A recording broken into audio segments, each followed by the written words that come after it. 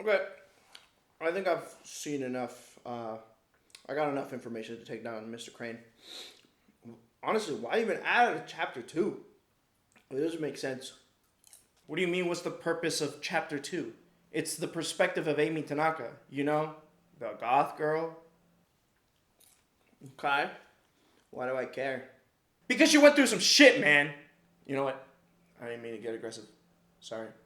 But let me just show you exactly what I'm talking about because she goes through some deep shit. Chapter 2 follows Amy Tanaka as she goes through accepting her own pain and suffering. It's her perspective on what's going on with the school, but instead of getting new information, we just kind of get a huge deep dive on her past. It all starts when Mr. Crane's spirit takes her and traps her in her own past. She has to collect a moonstone and a sunstone so she can be able to leave. That's where we notice that it's actually her old house. And the only way that she can unlock at least the moonstone is she must dig up more information about what happened between her father and her. Or more or less, just a little bit more information about her father. As we kind of get hinted at, he went to go get the milk and cookies, but no cookies and no milk. That motherfucker just left. It's not an easy find to get all that information because the whole time we're getting chased by her childhood fear, the woman of Blackwater. I'm gonna be completely honest, I don't even blame her because she has been getting chased the whole time and I freaked out like a couple of times when she appears. What the fuck just happened?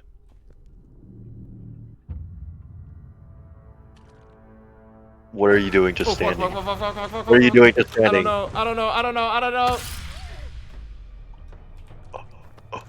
Hide! Hide! What do you think I'm doing? Hide! Close the door! I'm trying, it won't. So, yeah, she's kind of scary. But once we collect all the items that we need to be able to complete the first floor and the moonstone, which, not gonna lie, some of the items that we did collect could have murked the ghost. I'm talking about that hammer. Could have smacked the shit out of her with that hammer, but didn't. We then unlock the second floor. And once we get to the second floor, that's where we get a huge deep dive of what actually happened and why she is the way she kind of is. We kind of understand from the beginning is that her and her brother are very close because they both got betrayed by her father. However, her dad kind of texted both of them saying that he's dying and he would love to have his 2 kids visit him. Amy does not want any part of that.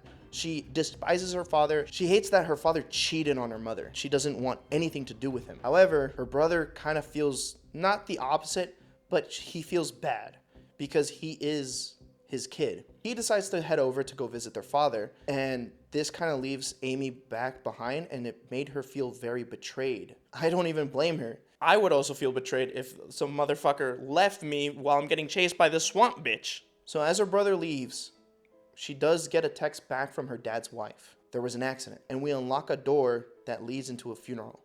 And let alone the funeral is being held for her brother. He passed away in a car accident that happened while he was going over and visiting their father.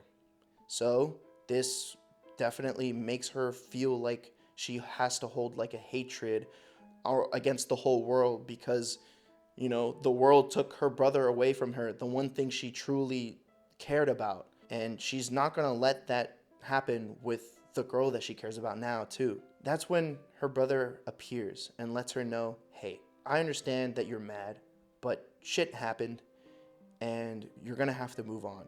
If you don't accept what happened, you're not gonna accept who you are. Amy basically is like, you're right. So she dodges that swamp bitch, collects that sunstone, and she gets the hell out of there with the help of Vivian as well, having her escape the cage. So they both get together and they both go back to the school, and that's where we replay Vivian's part at the end, where she gets captured by the teacher. As Amy, we have to save Vivian out of the teacher's office. And once Amy saves her, they are able to release the school files and get that shit shut down. Go them. I don't like that. No. Anyways, they release the fucking files. And that's when they actually get together and they live happily ever after. It's real this time. There's no like, oh, and there's a chapter 3. No. It's for real. And that's how the game finishes. Let me give a little D. Lopez review. D. Lopez review commence. It was a pretty good game. I can't lie. It was pretty good. I liked it. No, for real. When it comes to that game, I'm not gonna go super into chapter 1. If you want to know more about chapter 1, watch my previous video. It's up there.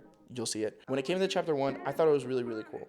At least when it came to 1, you're coming into PlayStation 1 graphics, which, not gonna lie, kind of made me feel like nostalgic. And when it came to gathering information, I thought was super awesome was how they had notes left behind from previous students or the past students that like passed away, or like some of the burnt victims, basically explaining what's going on by like gossip. I don't know. I thought that was super cool. I liked the way that they incorporated that. I liked how everything felt like I was going to like be jump scared, but I never got jump scared, especially when it came to grabbing that rose, the golden rose. It literally felt like I was about to be like someone was about to pop out, and then I was just gonna like piss my pants. Oh my god, why is it so fucking... Oh. Oh my god, dude, fuck me, bro. Bing bong. Why making that noise? I know, bro. I was like, yo. That didn't happen, and it was cool. Then chapter 1's cliffhanger was super awesome, but chapter 2, it was awesome. I liked it a lot. Let's start with that. I liked it a lot. I thought it was awesome.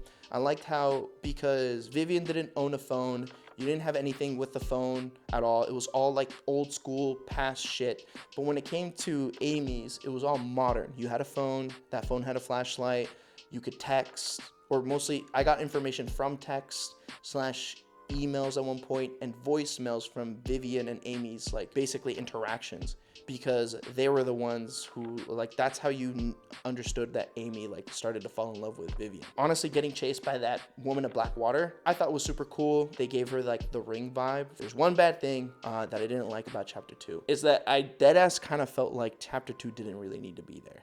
There was no like new information that we needed to know. It was just all information about Amy, which, again, not a bad thing, but it could have been its own game. Like, that whole thing could have been its own game. But it was cool. The ending was cool because it ties everything in.